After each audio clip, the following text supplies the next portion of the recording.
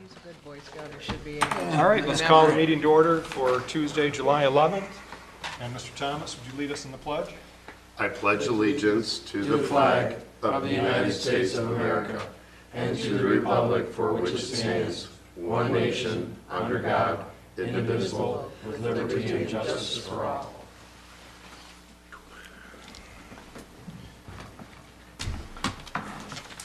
Good evening. And we'd like to get an approval of the agenda to start with. So moved. Okay. All those in favor? Aye. Any opposed? And we'll open the floor for public comment at this time. We'll start in the back of the room. Mr. Erb? No pub? Okay. Anybody else? Okay, with that, we will go to our board presentation. And we have Director Robbie Beller that's going to conduct that.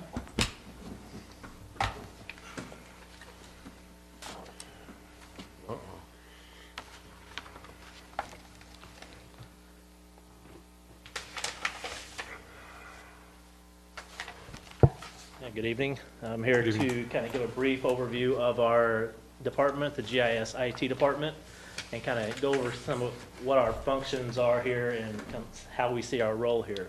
You know, whenever I started here back in 2001, our GIS department was 2 people who also maintained the IT side of things. And at that time, we didn't have a lot of servers, and as technology has grown, there's been a need to add staff for the IT side of things. So over the years we've grown, added more technology, and today we now have a staff of 3. Includes myself as the IT director, GIS IT director, Matt Kimmer, who's with us today as GIS analyst, and then Charles Moran, who's the information systems technician. We have a lot of different roles within our department. There's 2 different sides of it, as you can see, the GIS side and the IT side. The GIS side kind of deals more with the information systems and the data that we have. The IT side of things, more of the networking side and all the communications and networking that goes on behind the scenes that is used to process this. So with that, as I see our role within the township, we are here to ensure that the staff here at the township has the necessary information and technology to be able to perform their daily duties effectively and efficiently. This includes the storage of the data and the security of this, because dealing with technology, you know, there's all different threats that could happen. In the past, we've had some ransomware that's gotten through and kind of corrupted our data, but because we had quality backups, we were able to restore that data. But also part of the GIS IT department is also to maintain the IT infrastructure, whether it's the camera system, the servers, and all the networking that goes on behind the scenes. But ultimately, it's our role is to provide information to the decision makers, such as you and the department heads, to be able to make quality decisions on everything that the township does. So with that, I'm going to start off talking about the GIS side of things. My background is in GIS, which is Geographic Information Systems. If you look at a lot of the questions that we get here in the township, it has to do with some sort of location, somewhere within the township, whether it's water bill, what's the address, where's a hydrant located in relation to my property. All those things can be stored in this GIS system, which is a computer-based system that allows us to take geographical data, analyze that, and make decisions off of it. And it also provides you as a management team this information to make your informed decisions. Here you can see a graphic that that shows what all goes into a geographic information system. First of all, the hardware, which is the computers, servers, all the other peripheral stuff, such as the input devices, GPS units, which Matt will talk about later, the plotters, all the information that we can use to provide to you as decision makers. Also the software, we use ArcGIS Office or ArcGIS Suite to manage the data, edit the data, and create maps. We also use database software, which is a SQL database, is a relational database management system that we use. And then there's the data side of things, where a lot of the data we have here we've produced on our own, whether it's through digitizing parcel lines, inputting GPS data such as hydrants, sewer, manholes, valves, all that information that goes into that. And then there's the methods part of it, which is basically the guidelines of what you use to analyze this data and process it. And then, of course, there's the people, and there's different levels of the people that are involved with this, whether it's the GIS professionals who take this data, manipulate it, edit it, and produce the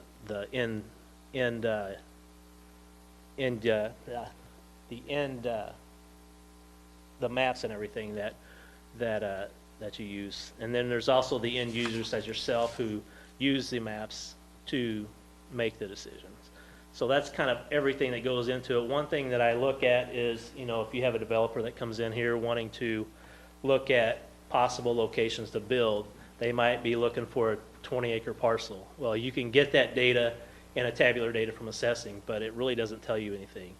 Using other GIS data, you can kind of overlay different layers on top of that and see that this parcel might be a good location, but it's not located near a major thoroughfare. Or that parcel might be 90% wetlands, which is unbuildable. So GIS data allows you to be able to analyze that data and make decisions that are going to benefit the township. We have a number of departments that use GIS in one way or the other. With our assessing department, we get a lot of requests for tribunal maps, land value maps, parcel atlases of vacant land sales. The clerk's department, in fact, today I got a call from a resident looking to find out where a family member was buried. We have a lot of that data stored in our GIS system that allows us to see where somebody's buried or what lots are available for purchase. So they use that. We also use it for special assessment districts, creating that to see who we need to notify. Our largest user is probably our DPW, which they use other third-party software, CityWorks, to use as their asset management system as well as their work order system to kind of track what work has been done on certain infrastructure. And you'll see later where we use it in our Mystic systems and everything. Also, our planning and zoning department, they use it for their notification process. Anytime they have a zoning change or a zoning meeting that's going to be changed, they have to notify with everybody within 300 feet of that process, of that parcel. Before, it would be a long process that take hours to do. With this software, we're able to do it in a matter of minutes, printing the envelopes and sending those out. Also with the zoning updates.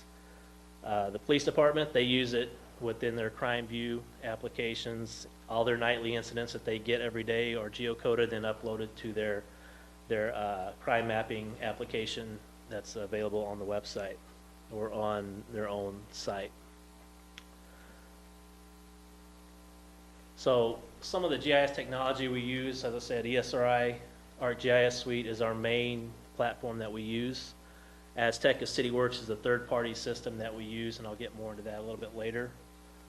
DickSmart and PipeLogix are a few other ones that we'll look at. Innovise, InfoWater, and InfoSewer, the modeling software, uses that data that we have in our GIS system to create models to look at the impacts a certain development may have on our entire system should it go in, and what changes could be made, whether it's upgrading an 8-inch pipe to a 10-inch, and see what kind of impact it will have on that. As I said, the crime view software. Also, BSNA is another software that is not technically a GIS software, but the data used within our GIS can be imported into a basic GIS viewer within those applications to kind of see where certain things are. So you can kind of see how the GIS technology is used, and one of those is the CityWorks. Prior to upgrading to the CityWorks server, the whole process with CityWorks Desktop was cumbersome, to say the least. the DPW clerk would get a call in from the resident, and they would take the call, create a work order for it, print out a work order, give it to the technician, who would then go out and work on that work order. After they complete it, they would fill out the paperwork, bring it back in. All that data was entered back into the system. So it's double entry there. Also, if a DPW technician had to look at plans that they needed to look at, they would have to come back into the office, find those plans, and then be able to take those out, print them out, take them back out in the field with them. Since we upgraded the CityWorks server, this allows the DPW technician to have all that data at their fingertips. The DPW clerk will take the call, create a work order, and then assign it to the crew leader, who then assigns it to the technician. All that is available to them on a tablet or smartphone out in the field, so they can see what is assigned to them. And this is a screenshot of the inbox that you can create and customize for each individual staff DPW technician. So if a new work order comes to them while they're out in the field, they will get it instantly instead of having to come back in and getting that paperwork.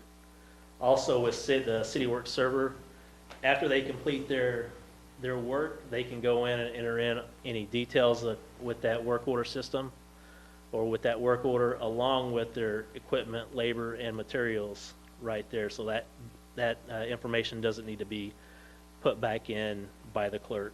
So it saves some time there. They also are capable of pulling up any blueprints associated with a particular line out in the field, so there's no need to come back into the field. So that's one of the ways that DPW is using that. Also, with the Dig Smart system, misdig tickets that come in are sent in to us via email, and the Dig Smart system will then go into and geocode that address, and then see if there's any infrastructure that needs to be staked or marked. If not, they can go ahead and send an all clear back to misdig saying everything's okay or it's been staked. Another one of the third-party softwares is the PipeLogix, which is used for our sewer TVing, where the DPW goes out and TVs, looks for any defects on a sewer line, and then it can be attached to these lines, and all the survey information, we can look and see what defects are associated, how many defects we have within the system. All that can be packaged up, sent to LiquiForce, who then takes a look at that and sees what needs to be repaired, and kind of give us an estimate of what would be needed for those repairs. So you can kind of see all those different things that we use it for. Utility locations, if we need to find a manhole or something that's in our network, we can use the GPS units to navigate back to those, find the service leads. Also, wetlands and the data, floodplains, we get a lot of data from other agencies that allows us to do the analysis for that.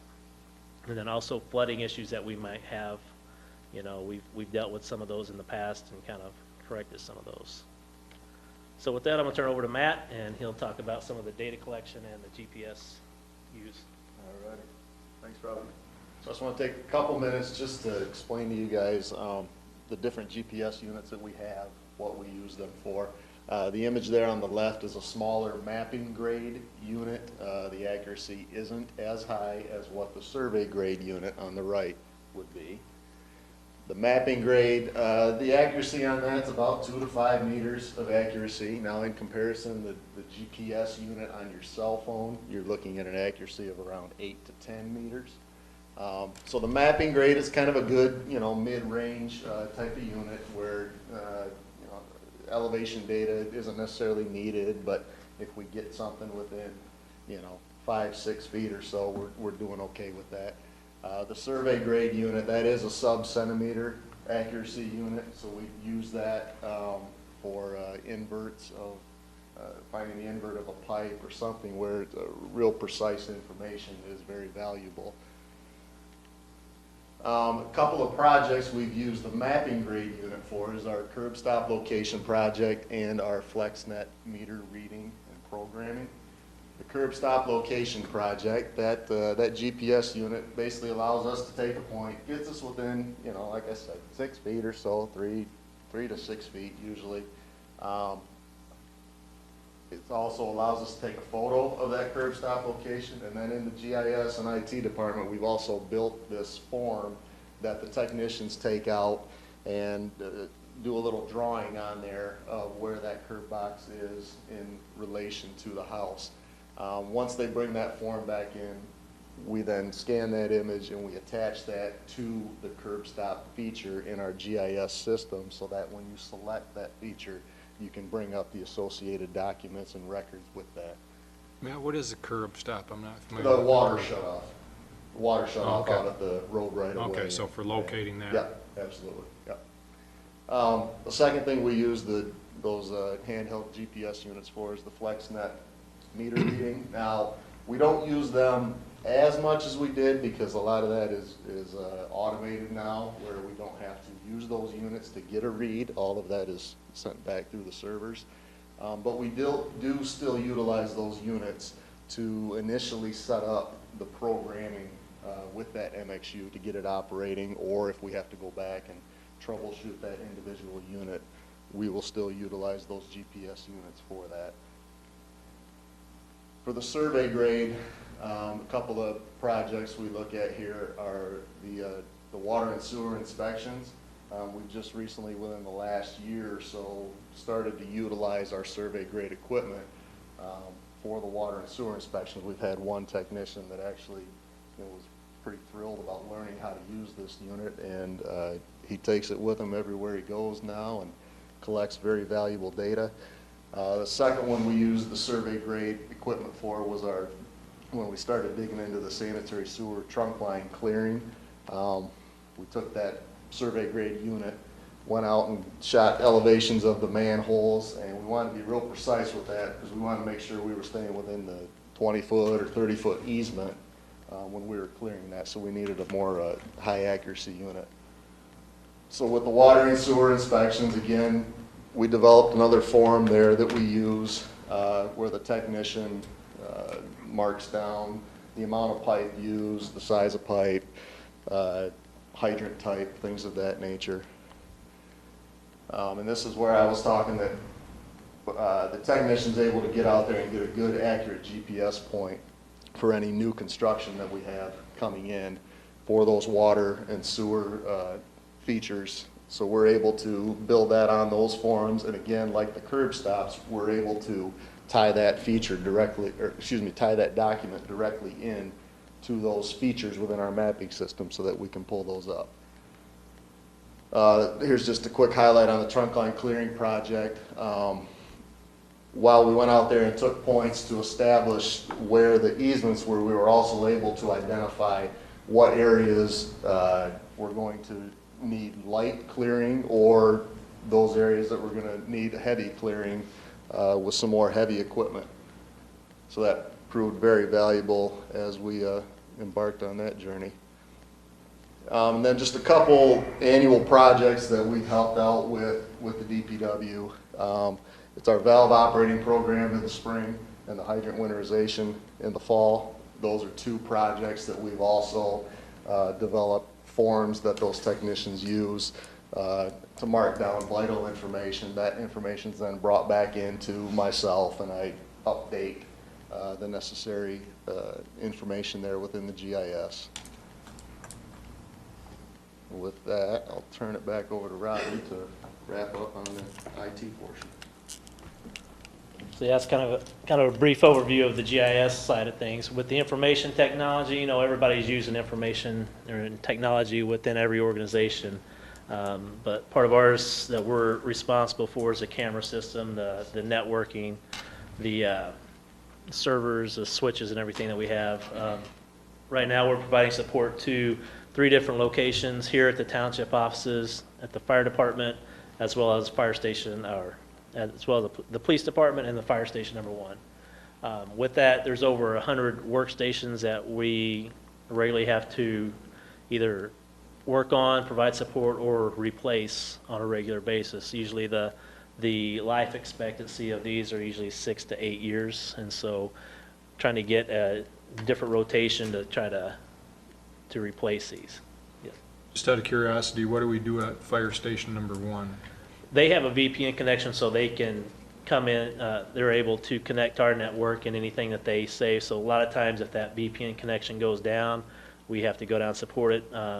We also, you'll see here, there's a couple like Firehouse software that they use that we're providing support, talking to the developers anytime they have an issue with it. So we don't go down there a whole lot, but anytime there's the VPN connection is down, we have to go in and research that and see why it's. So the software, we help them with that, what Yes. is it, Firehouse I something? think Firehouse, I mean, at one time there was some database conversion that we helped them with, I was working with them, so. So along with those workstations, also the numerous mobile devices that we have, whether it's the smartphones, laptops, tablets, or the surfaces that we have. I know assessing just started using the tablets out in the field to gather a lot of their information, so we helped set that up. So all these mobile devices there's some configuration issues that we have to deal with and set those up for them to be able to work. So like I said, yes. Madam Chair. Yes, Mr. Massey. Mr. Chair. Yes, go ahead. I have a question. Yes. The police department, Uh-huh. how do you interface with the police department? We have, they're connected via fiber, and they're on the same network we have.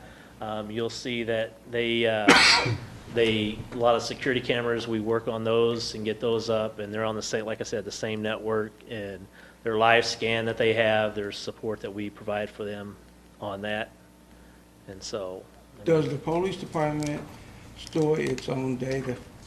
No, it's all stored here. I mean, that's another thing that we deal with is the security issues as far as who can access what and when. And so we handle a lot of that as well. All of it? Yes. For the police department? Yes.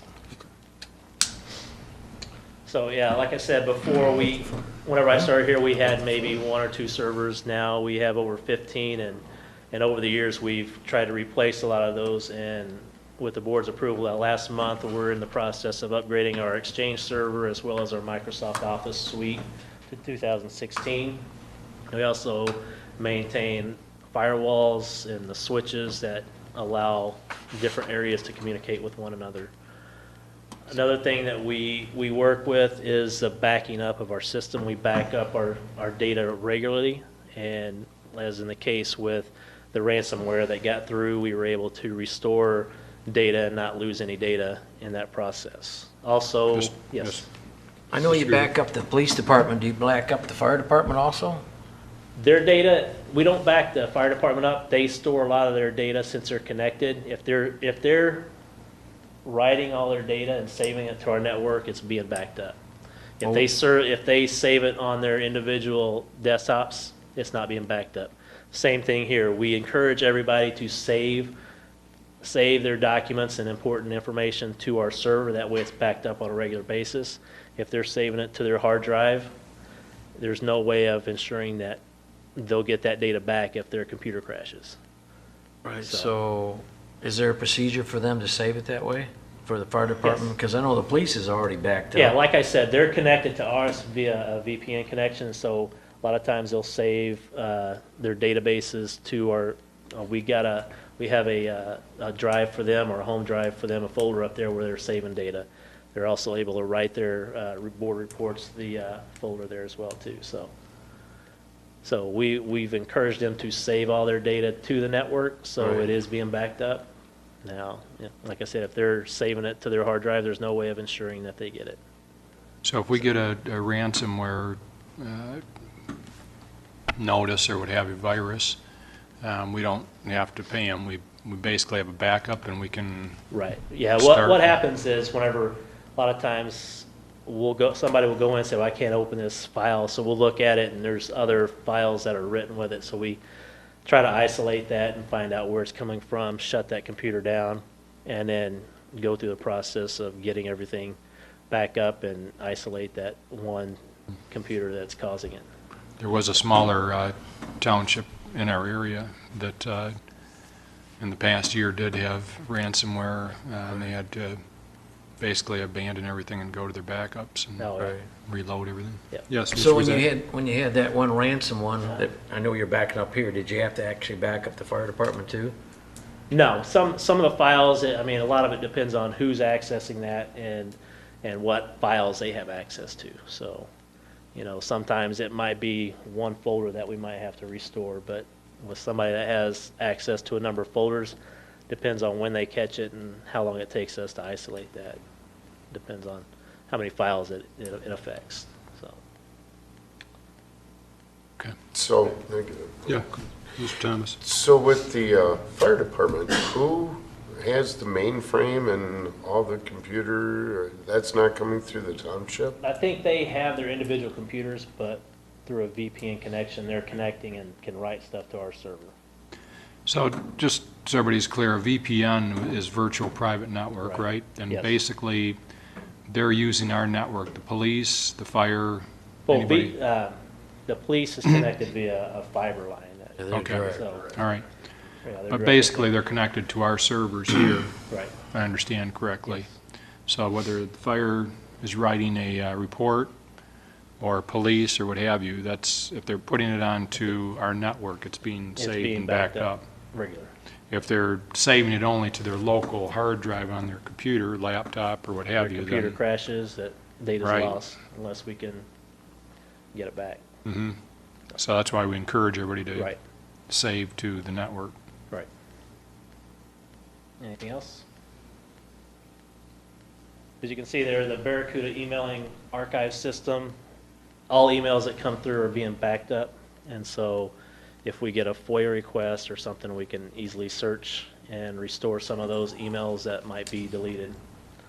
But as you can see, the different technologies that we use, as well as the third-party software that I mentioned earlier, the BSNA software and ESRI ArcGIS Suite are kind of our main platforms, but you can see there are other software that we provide support on, the L3 communications for the in-car cameras, as well as your back office system, which stores all the video that comes through on that.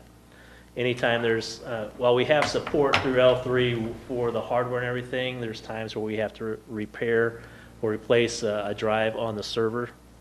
That's something that we do on a regular basis. Live scan, Firehouse software, and the FlexNet, we provide support on all those. So, as you can see, a lot of the IT functions mainly have to do with the administration of network and ensuring that that's up and running at all times, and the staff can have access to any data or software that they might need at any time. And with the police department being 24/7, there might be calls where we might have to come in after hours to provide that support. We provide end user support on all the software, because a lot of it we kind of understand some of the processes through that. We also do some website administration with any updates of data information on our website, as well as the board package you guys receive every month. We post that to the website and package all that together. Anytime we get a new employee that comes in, we set the administration, the security logins for the BSNA. A lot of times we get, whenever the audit comes through, we get audited on, our processes through here as far as who has access to what financial records and how much access they have. So we go through that process every year. Also with the phone systems, anytime somebody comes in or somebody changes departments, we will update the phone numbers and everything within our system. The security cameras, and even here recently with the new audio and visual system, we're like the first point of contact for that. So looking at some of the future needs, I mean, one thing that we've talked about is a document management system or solution. I know it got pushed back a little bit, but we're really going to be pushing for that here in the near future, because it'll help streamline a lot of things that we can do, and also provide information to all the employees right there to desktop, rather than having to, go out and search for it. As I said, we are upgrading our Exchange server, and that's one of the last ones that we've had until we can start going into the new system, but the phone system is probably one of the next ones that we will be looking at upgrading.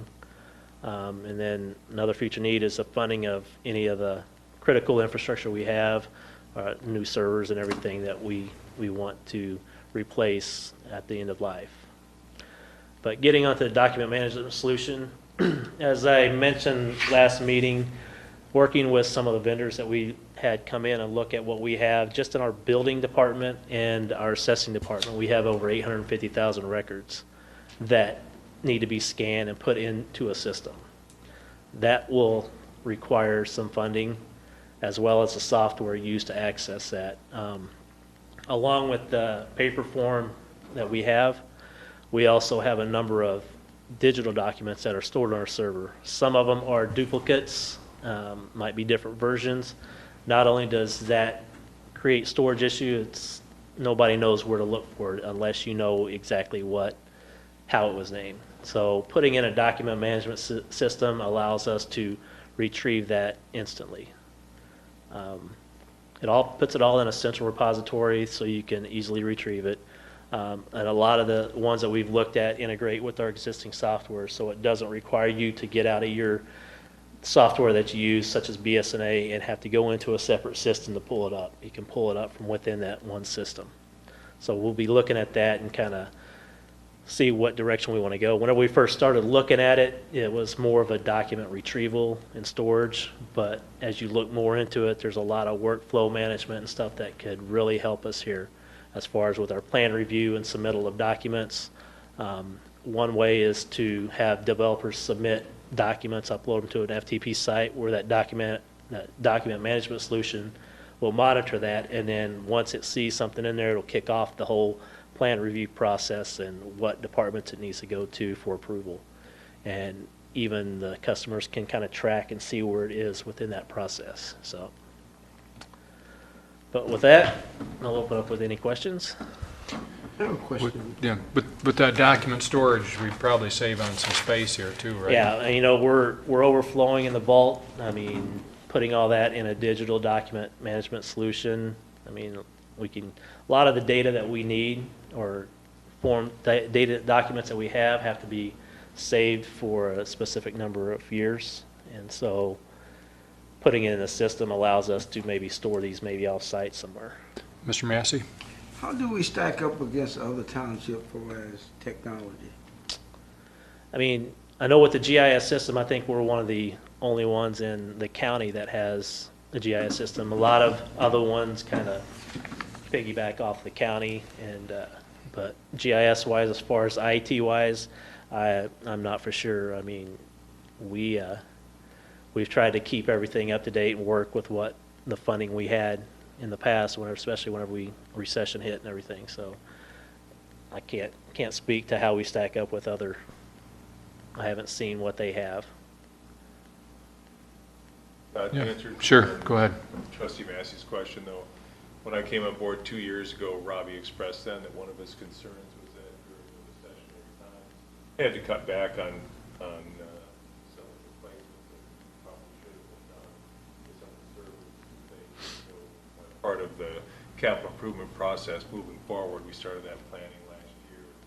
Put that through so that Robbie knows that it's okay to spend some money again. We got a few more years out of things, but as you guys all know, with technology today, I mean, by the time you install it, they're already coming out with the next best thing. Right. One of the things that he did a real good job with him and his whole department was keeping those things up and running, probably longer than they should have. But we're being a little bit more aggressive now over the last couple of years now with the next couple of years ahead of us. To go ahead and get our upgrades and get done. Part of that capital improvement planning was so that we can get ourselves planned out always 7 years in advance so that we know what's coming, and we're going to stay on that replacement schedule as long as we have the funding to go. Yes, Ms. Lane? I can tell you that having been here again for many years, when I came in as clerk in 2008, all of your packets years ago had been done, of course, in paper and in envelopes, and police had to deliver them. Well, then they went to the discs. And during that time, when I talked to Robbie one day, I found out we were using only 10% of each one of those discs, and we had to make multiple discs so that everybody, each one of you could have them. David would have one.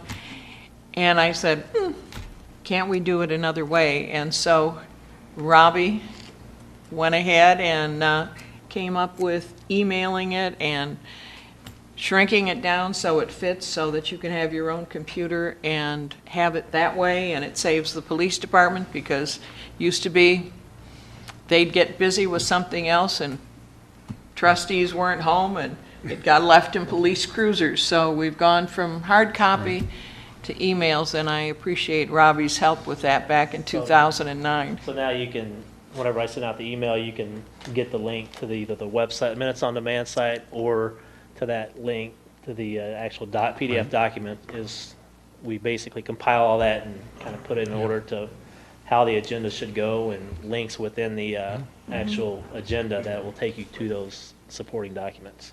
One barometer of, Mr. Massey, that you were asking as far as, other municipalities in terms of their technology, I recently read where the county, one of the board members, Drew Shapiro, advocated and was able to get the minutes put online for the county.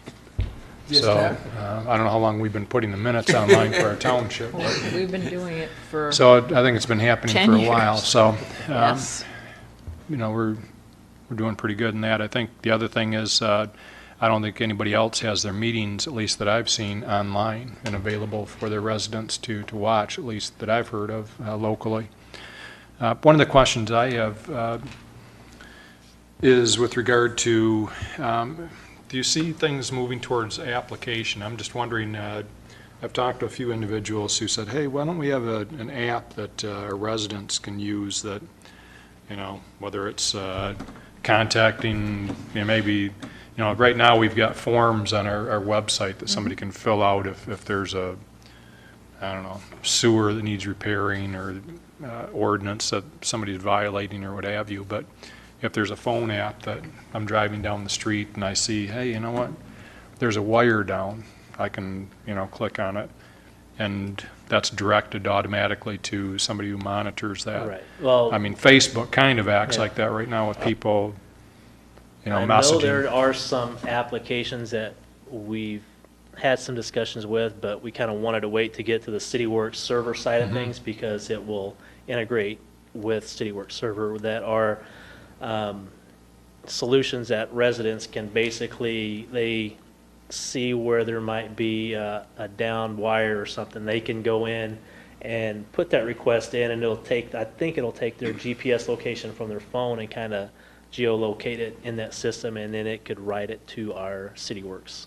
But we kind of wanted to get the CityWorks server up and running and get it functioning properly, and I think there's a few different applications that will do that. Right. So, I'm just thinking that,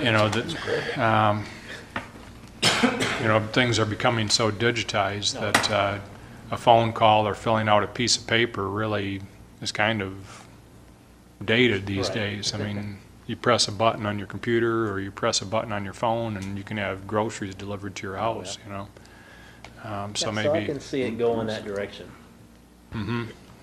Where we digitize our local government. Yes, Ms. Lane?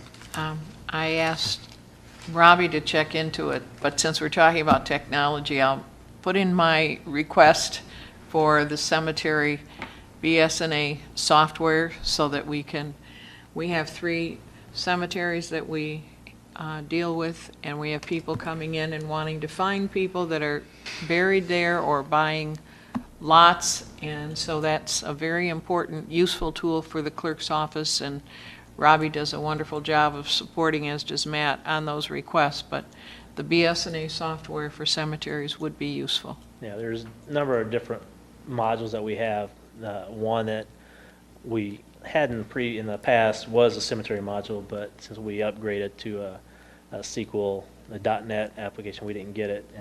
But yeah, using that SQL database, having the clerk's department enter in all that information that's associated with the actual person buried there or whoever bought it, then we can take our GIS data, because we've got all the cemetery plots in our system, and just join it with that data. So a lot of the data entry is not on our side, and being accurate, and they take the money for the plots. Right now, we'll get an email from Miss Lane saying this lot was sold, and we got to send it in our information.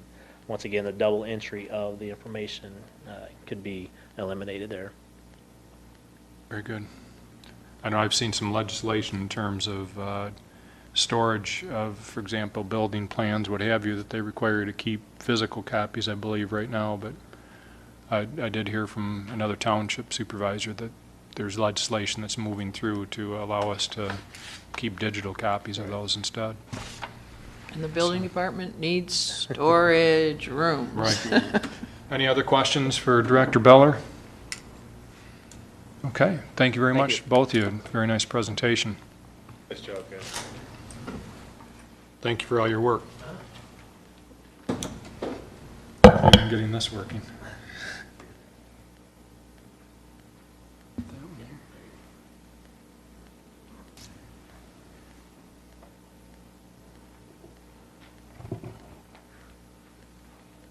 See if it comes up. There it is. Well, we have the people here if it doesn't. Right. With that, we are going to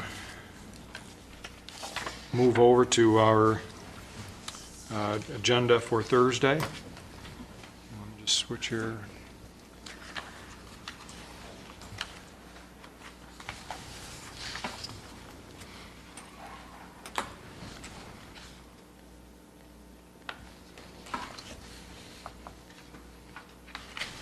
Okay, on Thursday's agenda, we have the consent agenda, which will have our treasurer's report as well as approval of a new employee.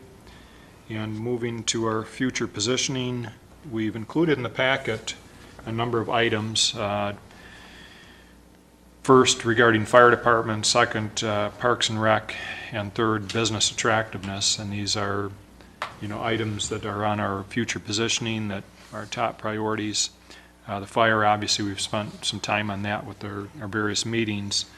This evening, what Mr. Limita has handed out is the list of topics for the task force.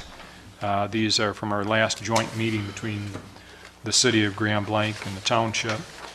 There's a few questions there, such as building costs, how should costs be allocated, our fund balance policy, should there be one, creation of capital improvement fund, should this be done?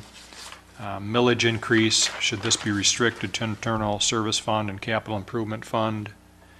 The general fund, how much should be allocated into internal service fund and capital improvement fund?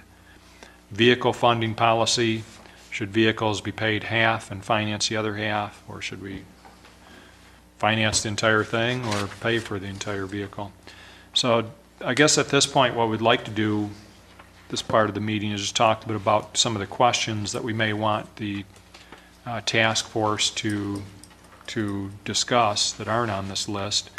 I'm not sure we want to get into the actual discussion and leave that more for the task force to take those on. But Mr. Limita, you have anything to add to that? Yeah, Supervisor Bennett, I think that's exactly it. Is these are pulled directly from the agenda that the city prepared for our last joint meeting, and these were what their suggested topics were. So our task force is going to meet, the City and Township Task Force will meet at the end of this month.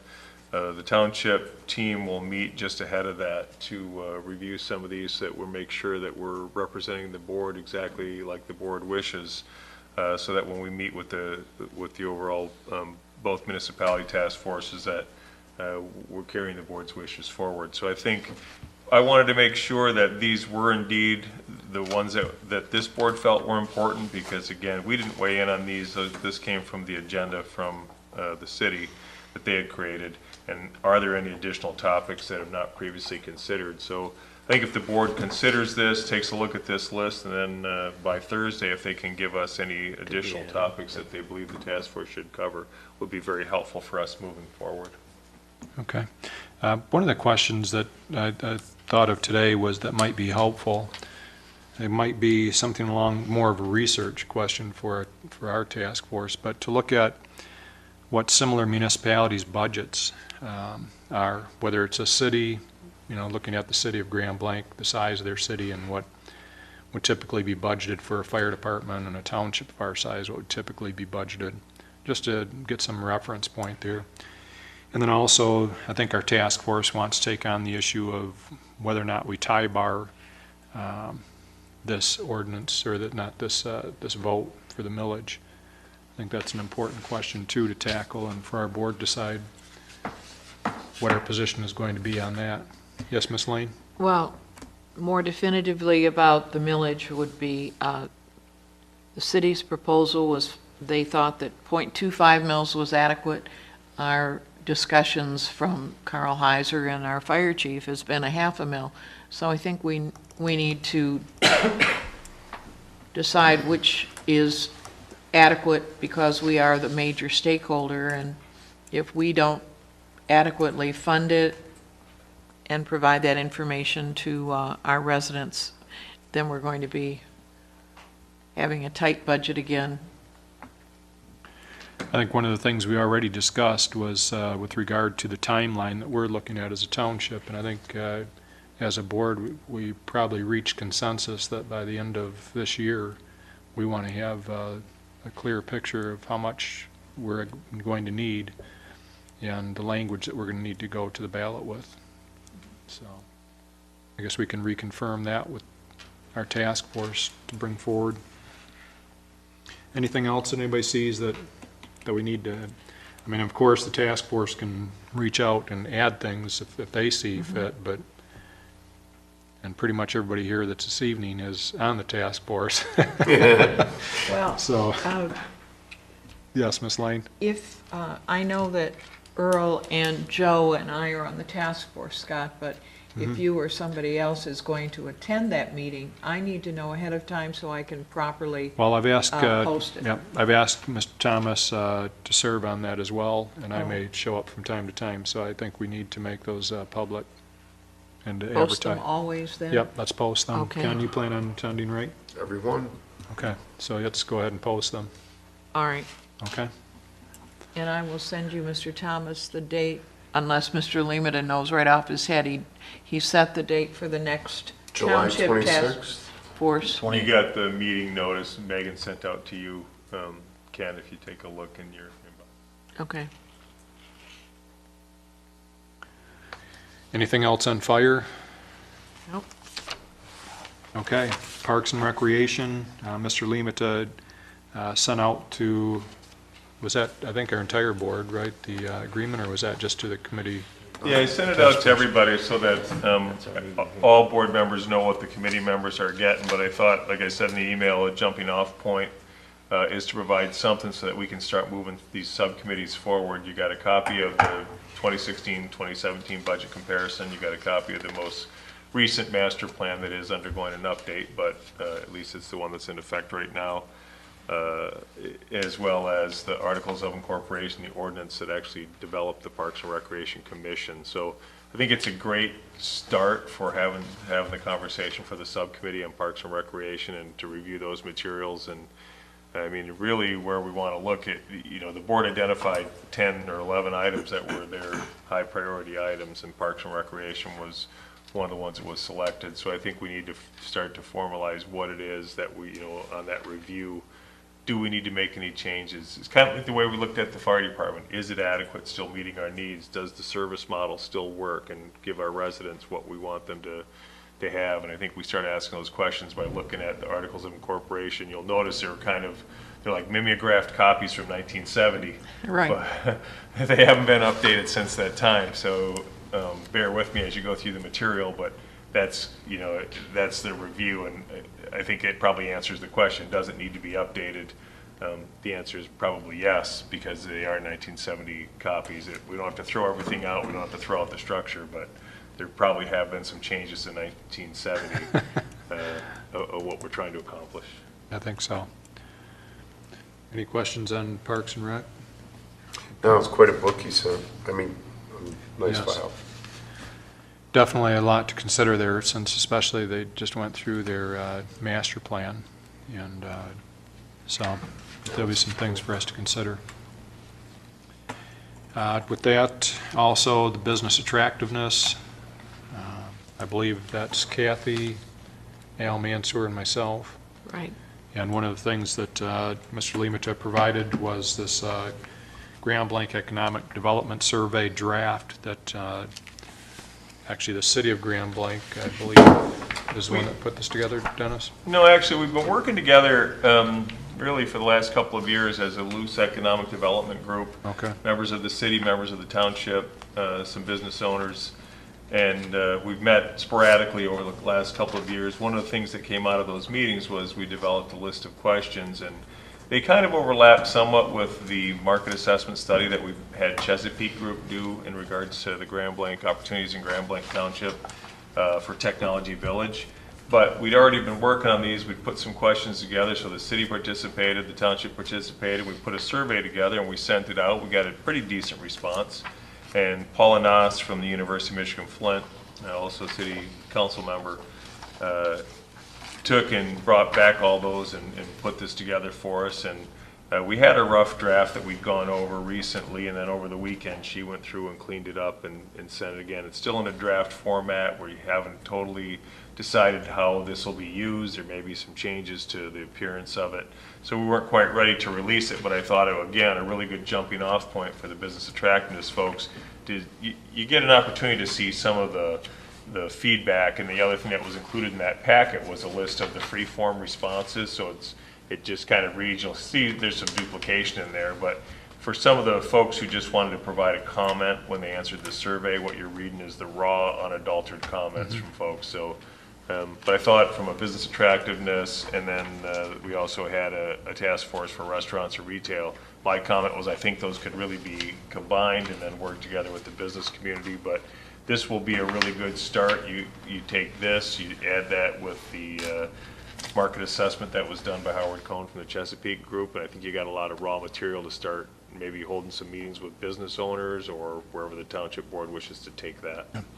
I think, we've talked about business roundtable with inviting in some of the business owners and having a discussion on, their ideas on how we can make Grand Blanc Township more, or remove any hurdles that are there for, or perceived hurdles, or how we educate potential businesses about our township and how there aren't hurdles, but I guess look at that whole picture and figure out how we make Grand Blanc more attractive to business as well as residents. So what we'll try to do is I put 3 of the committees on this one and that future positioning. The next meeting we'll put on 2 or 3 more, and we'll try to get some more, just like I said, jumping off information, at least to start, so a baseline of information, so that the committees have somewhere to get started, some materials to review, and then as they move forward, they can ask us whatever they want from a staff. We're ready to do research, get them what they need, provide whatever we need. We just need to get a request in, and we'll be happy to get whatever you guys need. I'm wondering who I submit my list to of all the restaurants that people are sending to me that they want here in Grand Blanc Township. I have a list about as long as my arm of all the dreams that people have, so hopefully we can figure out a plan to bring a few of those to our area. We increase our population There we go. so that we can fund more Right. than once a year or once a month going out to dinner. Exactly. Well, from looking at the food truck festival, there's a few people that go out to eat in the area. So, okay, anything else on business attractiveness?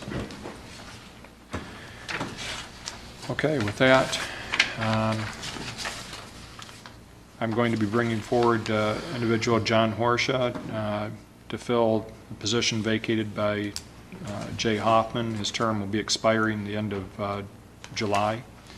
And Mr. Horsha has been a local developer. We're going to be asking for the board's approval for him to serve on the Planning Commission starting August 1st, 2017, and that would run through July 31st of 2020. So he's going to be at our meeting tomorrow, or Thursday evening. He'll be at the Planning Commission meeting tomorrow evening. Any questions or concerns there? And we'll talk a little bit about his background too tomorrow, or on Thursday when we introduce him. This Yes, just reminded me, I believe that Mike Yancho, who's a wonderful addition that you Yes. proposed earlier, I think his was a temporary appointment until the end of July.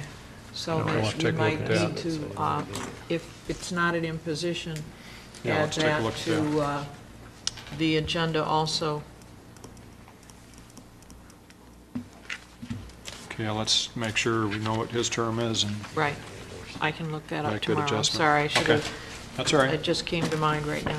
Glad you thought of it. Okay. Next on the agenda would be, the board will consider the request from Police Chief Ron Wiles to authorize promotion of 1 lieutenant and 1 sergeant from the department's promotional eligibility list. These positions were planned and budgeted for in the 2017 budget year. Chief, would you like to comment? Good evening. Good evening. One of my goals has been to reestablish a command structure in the police department. When we went through the budgeting process for last year, that was one of the things that I really wanted to start working towards, is reestablishing that command structure. It wasn't just a few years ago where we had a chief, 2 captains, and 2 lieutenants in the command structure of the police department. Today it's myself and a captain. So there's a gap there that needs to be bridged a little bit to increase our effectiveness and efficiency and take the police department where we want it to go. We do a really good job, but there's always room for improvement. We want to get there, and establishing that structure will help us get there. Contractually, I had to go through a few things to get to where we are today. We have a eligibility list created, which is a testing process for people who are interested in possible promotion. That process has been completed. Those eligibility lists are prepared. Now what I am requesting from the board is approval to fill those positions. Like was mentioned, the lieutenant position and additional sergeant, and a sergeant position are in this year's budget. So I'm seeking approval to fill those positions from the board. Any questions? Yes. Mr. Massey? Mr. Chair, I have a question for the chief. Just for my knowledge, it doesn't mean anything for as I'm going to vote. What process do you use for selecting a lieutenant and sergeant? Well, it's largely contractual through their collective bargaining agreements to their unions. And they're different. It's different to become a possible lieutenant and to become a possible sergeant. I'll start with the sergeants. To be eligible to become a sergeant, you have to have 5 years experience with the police department as a patrol officer or a detective. So once you get that 5 years, you're eligible to take a written test. You take the written test. After the written test is oral interviews. Now, the oral interviews are a whole other thing that contractually I have to follow certain rules to make sure certain people are on the interview panel, certain people are not, and when they're conducted. And there's also the third part of that component is what's called performance points. And that's their awards, their discipline, that kind of stuff is all factored into the performance points. You take all those numbers and you calculate a final number, and if they score over 70%, they're eligible to be on the eligibility list. The eligibility list, however, though, is only comprised of the top 3 people, the 3 highest scores. Then as the chief of police, I get my choice of any of those top 3 people to recommend for promotion to any open positions that may be. I hope that answered your question. Yes. Okay. Absolutely. Yes. Yes, Ms. Lane? I don't think, I don't recall that you do this testing every year, do you? And so that would be another question that I think you could clarify for the board. Yeah, the eligibility list is good for 18 months. At the end of that 18 months, that list expires and you start from scratch should you have a need for an eligibility list. Previous to this, we hadn't tested in several years because there's been no promotion. You know, with the economy the way it was, there was no promotion. And the reason we downsized in our command structure wasn't because of a lack of need. It was because of retirements, and we just never replaced it because of the economy. But now we're in a position where we can start rebuilding that. But in answer to your question, 18 months the list is good for. Yeah, Mr. Thomas? Chief, it's pretty, 2 questions. Has the tests already been given out? Yes. So you've already have 2 people in mind that you want to? I have 2 eligibility lists. I have the top 3 scores that want to be sergeants, and I have the top 3 scores that want to be lieutenant. And that's already been done, and so what you're asking for on Thursday is for us to say, yes, you can fill these 2 positions that you've already picked, Yes. okay? I have not selected a person yet. Well, you selected the top 3 for each. Yes. yes, Okay. yes. My other thing that's really, really, really fascinating in how you do your command staff. You want to let the board know? I think it's really slick. You mean the interview panel The itself? or- interview panel for the command staff. Or Yeah, wait, what, I went a little bit outside the box this time around for something we've never done at the township, at least as far as I know, is for the interview panel. Contractually, I have to meet certain requirements for the interview panel. There has to be a chief of police, which is designated by me. In this case, I had Chief Tim Bergeau from Kalamazoo Township.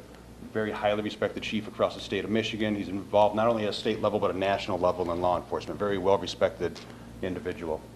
For the sergeant interviews, I also had a sergeant from the city of Wixom. The city of Wixom does a lot of things similar to the way we do things here. They're very community-oriented, they're traffic-oriented, they're policy-driven, so very similar background and departments there. Then the outside-the-box one was, usually it's another law enforcement officer on the panel. I went with a civilian, and not only a civilian, but a civilian that works for the Michigan Department of Civil Rights. Had him on our interview panel to evaluate and give his response to our officers and their conduct during the interview. So that was the composition of the panel.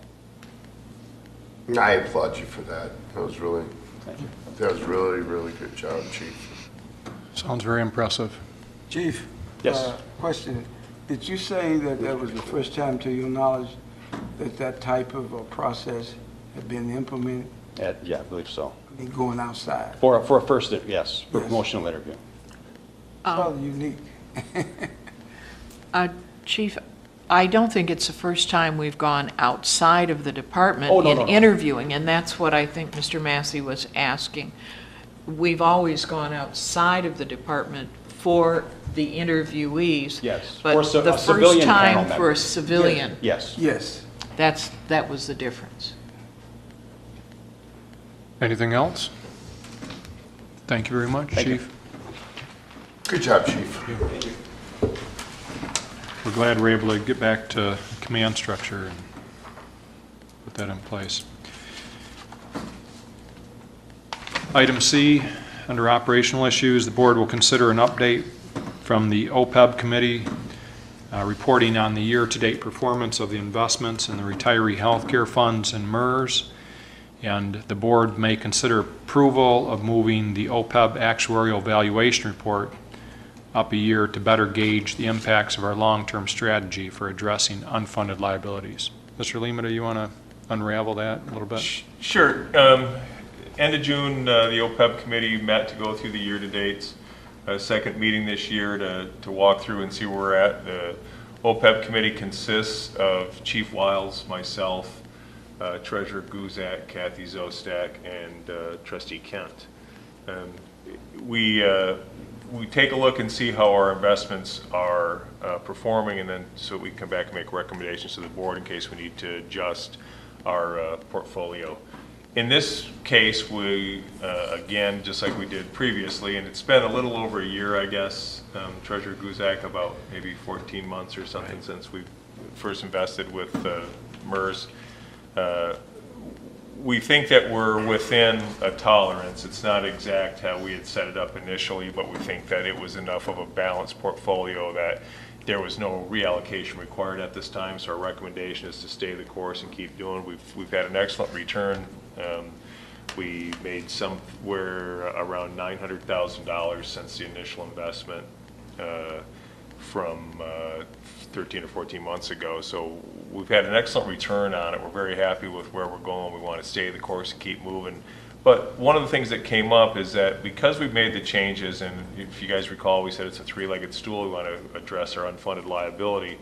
One of those was to change our investment policy and strategy, which we did by moving forward with the MERS.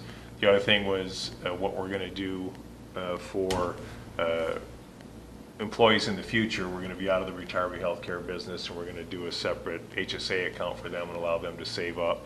And then at the same time, we negotiated our contracts to make some changes, and our retirees actually will participate now in the cost of their health care with a premium contribution. So because of that, we we normally only run actuarial valuations for our healthcare benefits every 3 years as required by law. We'd like the board to maybe consider running it early. It's only been 2 years, and rather than wait a year and do it, is to do it now. The reason being is that we're going to be able to see some of the impact that our strategy has made on addressing our unfunded liabilities. Our last one was through the end of 2014. We had a $35 million overall liability, and 31 million of that was unfunded. We were about 13% funded, and we know that with the changes that we made, we would like to be able to show that while it's early, just the assumptions have changed, and when they rerun it, it'll cost us $6,000 potentially to do it. But what we'll do is we'll run it, and then we won't be required to do it again for 3 years. But we'll be able to show right away that we've made some inroads, we've had a considerable impact with the decisions that the board has made, and it will be able to reward the employees too that participated through this contract negotiations to show them that it does have an impact, that we're moving in the right direction, that we are moving towards funding healthcare. And the other consideration for that is we have to respond now with Public Act 530 of 2016. Anything that isn't at 60% funded, we are required now to report both on our website and post it, but also I have to turn in a report to the state that talks about what we're doing to correct any of the unfunded liabilities if you're below 60%. The good news is we just got our MERS police pension valuation in a week ago, and we've gone from 58% funded to 63% funded in that police pension with the changes that we made there. So that was great news. I'd really like the board to consider having us, give us the okay to go ahead and move forward with running this a year early and see what kind of change we've made. I don't think we'll be 60% funded, but I don't think we'll be 14% funded anymore either. Ms. Lane? Mr. Lameda, in your comments right now, you said the last OPED audit we had was through 2014. Through December 31st of 2014. Well, then we'd be doing, if in This one will 3 be years. through 2016 if we do it now, so we're actually running. Oh, so you don't want to wait until the end of the years? Because they won't run it until after the CAFR's out, so we'd really be 1 year from now before we ran it. We're just saying if we run it now, at the very least, we'll be able to show the impact that our decisions have made. Like I keep saying, I don't think we've solved the puzzle yet. Right. But it's nice to be able to show that we have, the things that we've done have made a great impact, and it changes the assumptions. So we're saying do it in August of 2017 at this cost of about $6,000? Correct. Okay, I just wanted to clarify the date. Thank you. I think if I could, in this memo that Mr. Limita sent to us regarding the OPEB committee report, if I could ask the board's indulgence, there's a paragraph in here that I think I like real well. The impact on the township's new investment strategy shows that we now have a balance of $7,005,155 from an original deposit of approximately $5.5 million, showing a return of investment after additional contributions of nearly $900,000. The township is projected to be able to deposit an additional nearly $1 million this year, while still keeping the board required 12 to 15% of general fund operating expense and reserve. We're very happy to report our aggressive strategy to address our unfunded liabilities is performing as expected. So I think just it emphasizes, the kind of damage we're doing to bring down that unfunded liability. So hats off to everybody that's been working on that, especially Mr. Limita with working with our staff to negotiate contracts that are favorable towards alleviating this debt. And thanks to our employees for coming to the table, and realizing that it's something we have to do together, and we're going to have to continue to work on. I think that was probably the most impressive part of negotiations. We started with the police department and then worked all the way through, and all the, we're finally done where we signed all the agreements, and to think that the employee participation, this couldn't have been done without them. it was great that they came to the table with an understanding and a desire to look at facts and make fact-based decisions, and that's how we were able to move forward. So I would give a lot of credit to the employees and their willingness to address something that it just had to be addressed. Very good. Any other concerns or discussion on that item? Otherwise, we'll move to item D. Board will consider a motion to approve a resolution of a proposed total authorized levy of 6.3887 mils for tax year 2017 as follows. And I don't know if I need to read those, but I think we have them listed, and I think everybody has them on their agenda. And again, Mr. Lemon? what this will allow us to do, we're asking to approve the resolution for the proposed total authorized millage. Some of these are rolled back, as you'll note, from last year because of the Headley Amendment. But we have to do this, and what we do then is we ask the board to complete the resolution, and then the agenda item immediately preceding or following is the Truth in Taxation public hearing scheduled that date. This doesn't mean that that as a board that you are approving the 6.3887 mils for tax year 2017. What it does do is that you're approving the resolution for proposing it, then you'll hold the public hearing. The public will have the opportunity to come in and weigh in on it, have a conversation with the board if they so desire. We'll also have Director Salvati here as your assessor, and she will put a presentation together that she does every year, and she walks you through exactly the impact that the Headley Amendment has had, where the new construction has come from, what's happened with our personal property tax challenges that have reduced our overall tax revenue, revenue sharing, and the whole 9 yards. It'll be a very complete presentation for the board and for the public to get a chance to see that some of the challenges that we still face.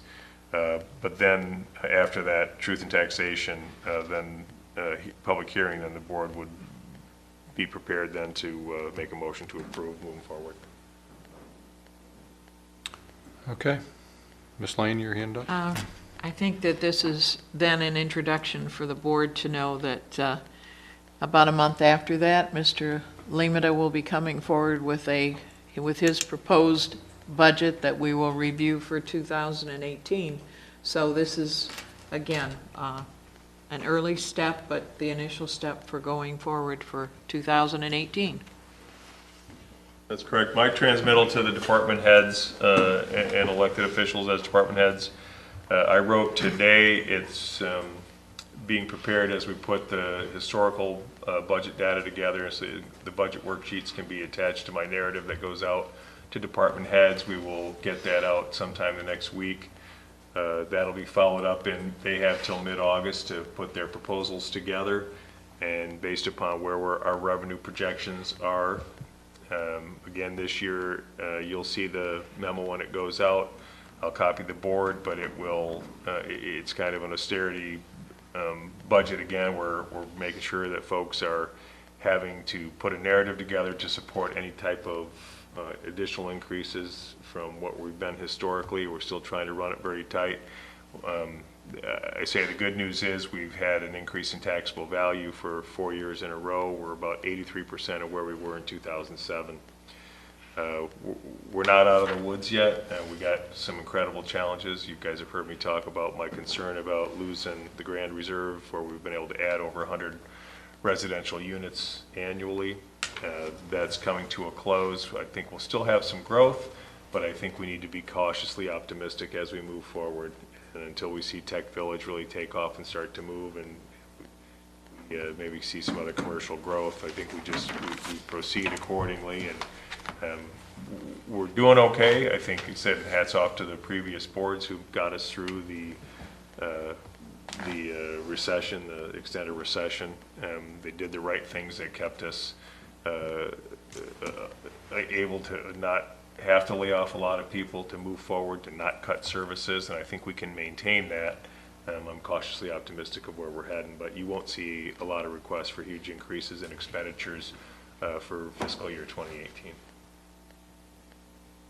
Okay. Anything else on? I think we covered the next item, which was Truth in Taxation. Mm-hmm. With that, going back to our Tuesday agenda, I think we'll have some written reports that everybody has in their packet. And with that, I'm not sure if there's anything that Mr. Laddie or Mr. Limata would like to add this evening. No, sir. I'm good. Okay.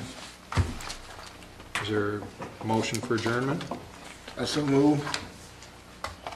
Support? Second. All in favor? Afraid you were going to say we're going to stay. Any opposed? Okay. Thank you very much.